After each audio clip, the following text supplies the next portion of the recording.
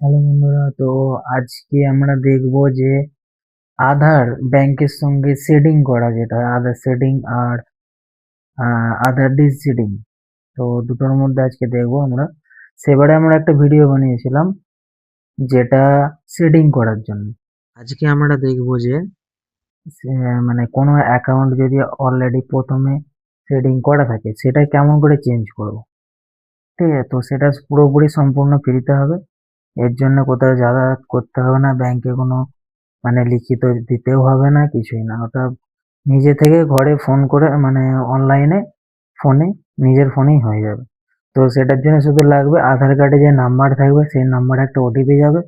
ওটিপিটা দেখে যদি ওখানে সাবমিট করে দেওয়া হয়, ব্যাস হয়ে যাবে। একটা এগ্রিমেন্ট আসবে, এগ্রিমেন্টটা ওকে করে দিলি হয়ে যাবে। তো চলো তাহলে পুরো ডিটেলসটা আমরা দেখা যাক, স্টার্ট করি। প্রথমেই আমরা ক্রোম ব্রাউজারে চলে আসব, এসে আমরা সার্চ করব যে এনসিপিআই। প্রথমে আমরা এটা সার্চ করব।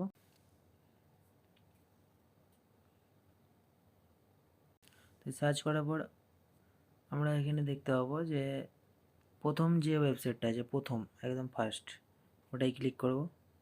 বা আমরা আর একটা জিনিস, ডিবিডি লিঙ্ক বলে অনেকে, ঠিক আছে, যে ডিবিডি লিঙ্ক। তো আমরা ডিবিডি লিঙ্ক এটা করলাম, এটাতে একই প্রসেস কিন্তু নামটা একটু ডিফারেন্স বলে। একটা হচ্ছে এনসিপি, ওটা ডাইরেক্ট হয়ে যায়, আর এটা হচ্ছে ডিবিডি লিঙ্ক, এটা ক্লিক করলেও এসে যাবে।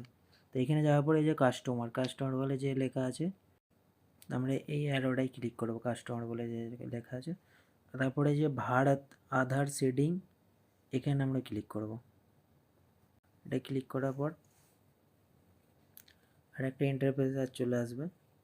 এখানে আমরা এই যে আধার সিডিং অ্যান্ড ডিসিডিং যেটা দেওয়া আছে, শেডিং ডিসিডিং, ওটাই ক্লিক করব। ওটাই ক্লিক করার পর আমাদের এখানে আধার কার্ড প্রথমে চলে আসবে, যে আধার কার্ড নাম্বারটা দিতে হবে আমাদের। তো আমরা আধার কার্ড নাম্বার বসিয়ে নিলাম। সিডিং যেটা আছে সিডিংয়ে ক্লিক করবে, ঠিক আছে, সবাই সিডিংয়ে ক্লিক করবে। তারপর ব্যাঙ্কটা আমরা সেট করবো এবারে, যে ব্যাঙ্কটা এখন যেটা সিডিং করব সেটা। আমি ব্যাঙ্ক অফ ইন্ডিয়া দিলাম। তারপরে এখানে যে থার্ড নাম্বার লেখা আছে, যেটা movement from one bank to other bank, এটাই আমরা ক্লিক করব। তারপরে এখন যে ব্যাঙ্ক অফ ইন্ডিয়া যেটা আমরা সেটিং করছি সেটার অ্যাকাউন্ট নাম্বারটা দেবো। ওকে, নাম্বার বসার পরে আমরা ওকে চেক মার্কে ওটা চেক করে দেবো। ওকে, তারপরে এইখানে যে আমার ক্যাপচার কোডটা আছে, তো এটা লাস্টে ওয়ানটা আমার নিচ্ছে না, ঠিক আছে। লাস্টে আমরা যেটা করছি, তো লাস্টে ওয়ান যেটা আছে ওটা নিচ্ছে না, তো ওটার জন্য যে দুটো অ্যারো দিয়ে আছে রিফ্রেশ, ওটাই আমরা ক্লিক করব।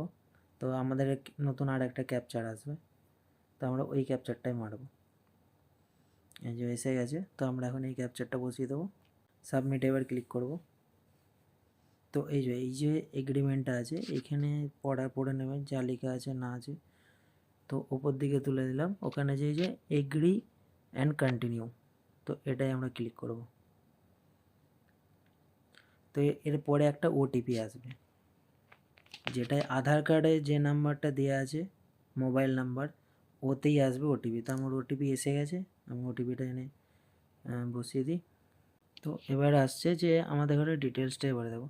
এখানে সব লেখা আছে যে পাঞ্জাব ব্যাঙ্কে এটা আগে সিটিং ছিল, এখন ব্যাঙ্ক অফ ইন্ডিয়ায় এটা প্রসেস হয়ে গেছে। তো এ কনফার্ম করে দেওয়ার পরেই একটু টাইম নেবে, জাস্ট একটুখানি টাইম নেওয়ার সাথে সাথেই এটা এক্ষুনি দিয়ে দেবে যে কনফার্ম হয়ে গেছে আপনার সাকসেসফুল, মানে সেটিং করাটা সাকসেসফুলি হয়ে গেছে।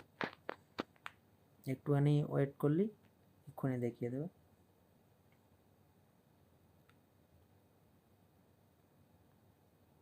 এই দেখুন সাকসেস হয়ে গেছে। আর কোনটাতে কোন ব্যাংক থেকে কোনখানে সব সেটিং করা হয়েছে, ঠিক আছে, তো এখানে সব লেখা আছে।